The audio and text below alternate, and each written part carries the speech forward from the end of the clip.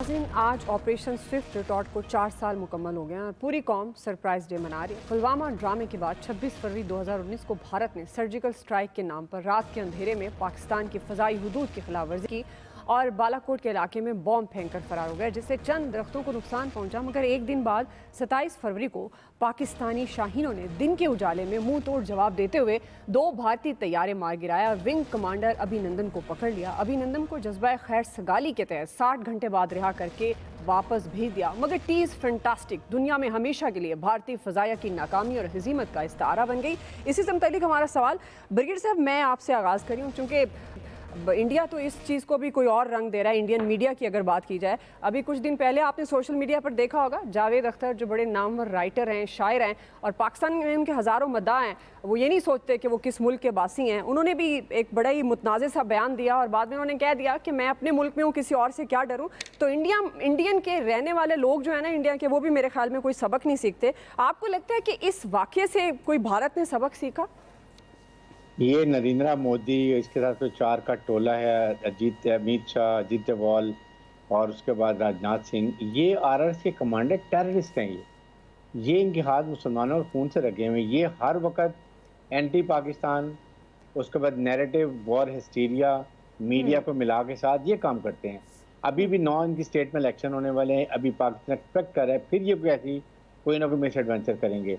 जितनी इनको हजीमत उठानी पड़ी है, जितनी इनकी बेइज्जती हुई है झूठ बोलने पे, अपना हेलीकॉप्टर जो एक मुल्क अपना खुद ही गिरा लेते कंफ्यूजन में, और फिर आपके अपने लोग कहते हैं नहीं ये पाकिस्तान F-16 नहीं, MiG-21 के पार्ट्स हैं।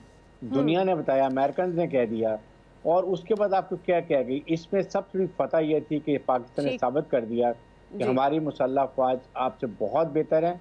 हमारे ISPN ने अवाम को एक एक लम्हे के लिए सब कुछ बताया और आइंदा मिस एडवेंचर मत करें, वरना इससे भी आपका बुरा हाल मुंह की खानी पड़ेगी। और वाकई उनको अब इससे सबक सीखना चाहिए। अयाज साहब देखिए, दुआ ये जिस तरह की कार्रवाई की गई थी और ज़ाहिर ऐलान करके की गई थी, और फिर आपको याद होगा उनका एक हाई वैल्यू टारगेट इन्होंने लॉक कर लिया था और उनको बता दिया था कि यहाँ कौन कौन बैठा था जी, और हम इसको उड़ा सकते हैं लेकिन हम नहीं उड़ा रहे। तो इससे बड़ी कामयाबी तो हो नहीं सकती। चाय तो वैसे पसंद भी बहुत है हमें भी, लेकिन जो अभिनंदन को चाय पसंद आई थी वो शायद दुनिया में कम लोगों को पसंद आई होगी। बाकी उनको छोड़े, इतनी कड़क चाय वो इंडिया में नहीं मिली होगी ना वो अभिनंदन को। तो उससे बड़ी जलालत हो नहीं सकती थी। और ये देखें, मतलब कमाल, उन्होंने अपनी हजीमत मिटाने की बजाय उसमें इजाफा कर लिया कि अभिनंदन को बाद में वो तरक्की शक्की दे दी और पता नहीं यार मेरी समझ से बाहर, और सर उस पे मूवी चक्कर दे दिया। इतनी बहादुरी कोई कर ही नहीं सकता। क्या आप मतलब दुश्मन के आप आ जाएं, उसके कैद में आ जाएं और उसके बाद आपसे ज्यादा बहादुर कोई नहीं। ये मेरे ख्याल मोदी सरकार ही कर सकती है। मूवी भी बना दिया उस पे, बना दी ना, मोदी सरकार ही कर सकती है और दुनिया में कोई जी शौर नहीं कर सकता ये काम। देखें जी, वो बहादुरी तो जाहिर है हमारी मुसल्लह फौज ने दिखाई, और हमने टारगेट चाय का 1 कप MiG-21 से बदला लिया। हमारी नेवी ने उनकी एटमी आबदोज को 2-3 दफ़ा लॉक किया, और वो फौज की ज़ुबान में उसे निशाना बनाना ही कहते हैं कि जब चाहे उड़ा दें। और उनको सबक ना सीखना है ना वो सीखेंगे, लेकिन असल सबक हमें खुद सीखना है बहैसियत कौम। जब हमारे जवान अपनी जानों की परवाह किए बगैर इस तरह के कारनामे अंजाम देते हैं, हम जवाब में उनको गालियां क्यों देते हैं? हम सियासत में जब अपनी पसंद और नापसंद की बात करते हैं तो हम उन कुर्बानियों को क्यों भूल जाते हैं?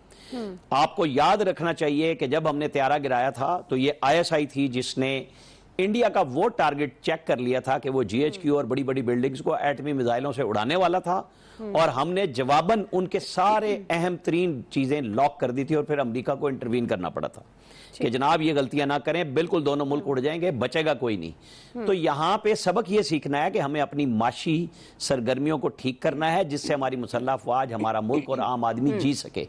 यहाँ पे सियासतदान हों, फौज के वो अनासिर जो सियासतदानों के साथ चलते हैं, लड़ाते हैं, भिड़ाते हैं, उससे हमें सबक सीखना है कि हमें कहां जाना है। बकौल फवाद चौधरी के कि अदलिया और फौज भी सियासी जमातें हैं। उन्होंने केपी हाउस में प्रेस कॉन्फ्रेंस की थी गुस्से में।